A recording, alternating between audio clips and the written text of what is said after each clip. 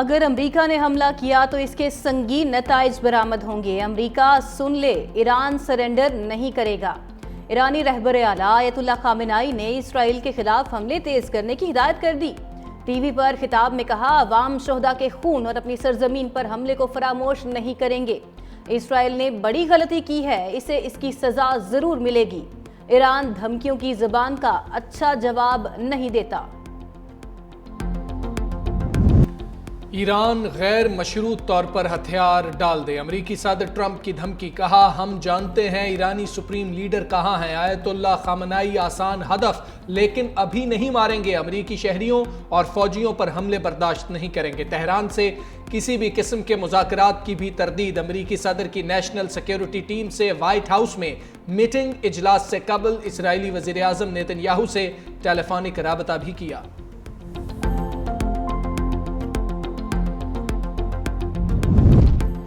امریکی نائب صدر جے ڈی وینس کا ایران کے خلاف ممکنہ فوجی کارروائی کا اشارہ۔ سوشل میڈیا پر کہا، ایران کا یورینیم افزودگی پروگرام ختم کرانے کے لیے ٹرمپ مزید اقدامات کر سکتے ہیں۔ آخری فیصلہ صدر ٹرمپ کا ہی ہوگا۔ اسرائیل میں امریکی سفیر مائک ہکوبی کی ڈھکے چھپے الفاظ میں ایران پر ایٹمی حملے کی تجویز۔ صدر ٹرمپ کے نام پیغام میں کہا، آپ کا فیصلہ تاریخ ساز ہو سکتا ہے۔ جاپان پر ایٹمی حملہ کرنے والے صدر ٹرومن کا حوالہ بھی دیا۔ ادھر امریکی محکمہ خارجہ نے ٹریول ایڈوائزری جاری کرتے ہوئے کہا کہ امریکی شہری کسی بھی صورت ایران اور عراق کا سفر نہ کریں۔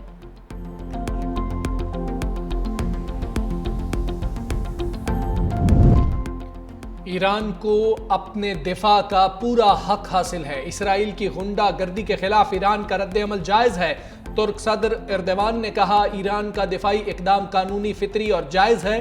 نیتن یاہو خطے کی سلامتی کے لیے سب سے بڑا خطرہ ہے۔ نیتن یاہو ہٹلر سے بھی آگے نکل چکے ہیں۔ غزہ میں نسل کشی کے مرتکب ہو رہے ہیں۔ روسی نائب وزیر خارجہ نے کہا، امریکہ اسرائیل کی فوجی مدد سے باز رہے۔ روس نے بھی امریکہ کو خبردار کر دیا، ایران کے خلاف جنگ میں امریکی مداخلت سے مشرق وسطی کی صورتحال بگڑ سکتی ہے۔ اسرائیل کو فوجی سپورٹ دینے سے خطہ مزید غیر مستحکم ہوگا۔ سرگئی ریابکوف بولے، اسرائیل کی مدد کا سوچنا بھی خطرناک ہے۔ روس، ایران اور اسرائیل دونوں ممالک سے رابطے میں ہے۔ آپریشن وعدہ صادق سوم کی 10ویں لہر۔ ایران نے اسرائیل پر مزید میزائل داغ دیے۔ اسرائیل کا آئرن ڈوم ایرانی میزائلوں کو روکنے میں ناکام۔ ایران نے اسرائیل کا ایک اور F-35 لڑاکا طیارہ مار گرایا۔ ایرانی پاسداران انقلاب کا اسرائیل پر جدید خودکش حملوں کا بھی اعلان۔ دوسری جانب امریکی اخبار نیو یارک ٹائمز نے دعویٰ کیا کہ ایران نے امریکی اڈوں کو نشانہ بنانے کی تیاری مکمل کر لی۔ امریکی اڈوں پر حملہ عراق سے شروع ہو سکتا ہے۔ ادھر حوثیوں نے اسرائیل سے جنگ میں ایران کی حمایت کا اعلان کیا۔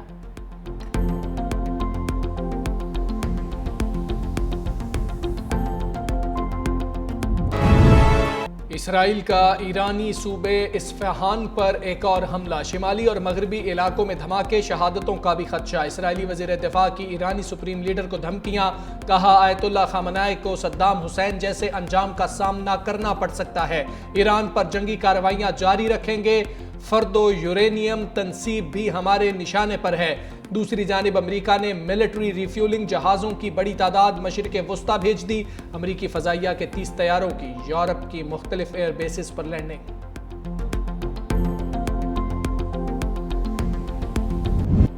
اسرائیل امن کے لیے خطرہ، ایران کے خلاف کھلی جارحیت کی۔ غزہ کی صورتحال پر عالمی ضمیر کب جاگے گا؟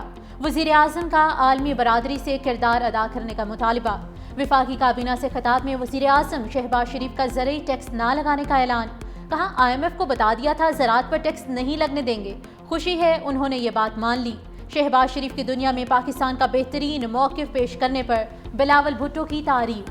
بولے، بلاول بھٹو کی قیادت میں سفارتی وفد نے بہترین کام کیا۔ اسرائیلی اقدامات کو عالمی امن اور خطے کے لیے خطرہ قرار دیتے ہوئے وزیر اعظم نے کہا کہ صہیونی ریاست نے ایران کے خلاف کھلی جارحیت کی ہے۔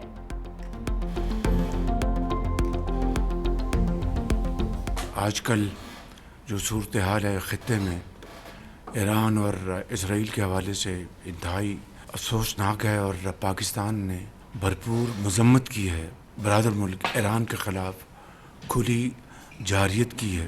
سینکڑوں لوگ وہاں پر شہید ہو گئے ہیں۔ عالمی ممالک ہیں، ان کو فی الفور جنگ بندی کے لیے بھرپور کوشش کرنی چاہیے۔ یہ نہ صرف خطے کے لیے بہت ख़तरनाक है, बल्कि आलमी अमन के लिए बहुत ख़तरनाक है। जंग से खौफजदा इसराइली कश्तियों के जरिए मुल्क से फरार होने लगे। इसराइली अखबार के मुताबिक फ़ज़ाई हुदूद बंद और परवाज़ें मुअत्तल होने के बाद इसराइली शहरी कश्तियों के जरिए मुल्क छोड़कर भाग रहे हैं।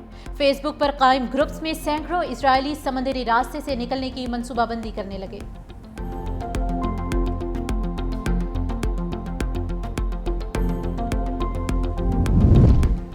ईरान में फंसे हम वतनों को लेकर पीआईए की पहली खुसूसी परवाज अश्क आबाद से इस्लामाबाद पहुंच गई। पीआईए की खुसूसी परवाज से 107 मुसाफिर वापस वतन पहुंचे। ईरानी फ़ज़ाई हुदूद बंद होने की वजह से ईरान में मौजूद पाकिस्तानी शहरी ज़मीनी रास्ते से तुर्कमानिस्तान के शहर अश्क आबाद पहुंचे थे। पाक तफ्तान बॉर्डर से भी 26 ज़ायरीन और 90 तालिब इल्म वापस पहुंच गए। तमाम अफराद को पाकिस्तान हाउस मुंतकिल कर दिया गया। पाकिस्तान का ईरान से सिफारती हुक्काम के अहले खाना को भी वापस बुलाने का फैसला। तेहरान में पाकिस्तानी सिफारत खाना, मशहद और जाहिदान के कॉन्सुलेट काम जारी रखेंगे। ईरान इसराइल जंग के असरात, आलमी मंडी में तेल की कीमत में 4% इजाफा। अमरीकी खाम तेल की कीमत $75.19 फी बैरल हो गई। ब्रेंट क्रूड ऑयल भी 4% इजाफे से $76.71 फी बैरल हो गई।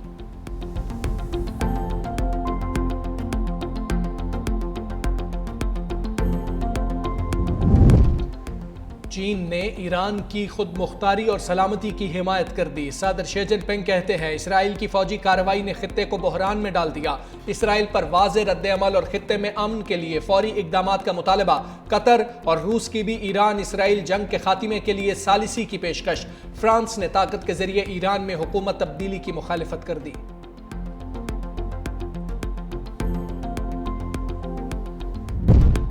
फील्ड मार्शल सैयद आसिम मुनीर की व्हाइट हाउस में अमरीकी सदर डोनाल्ड ट्रंप और काबीना से अहम और तारीखी मुलाकात आज होगी। मुलाकात पाकिस्तानी वक्त के मुताबिक रात 10 बजे के करीब होगी। अमरीकी सदर Trump field marshal Syed Asim Munir के एजाज़ में ज़ोहराना देंगे। फील्ड मार्शल सैयद आसिम मुनीर का तारीखी दौरा पाक अमरीका ताल्लुकात और आलमी सतह पर पाकिस्तान की अस्करी क़यादत की पहचान की अक्कासी का मज़हर है।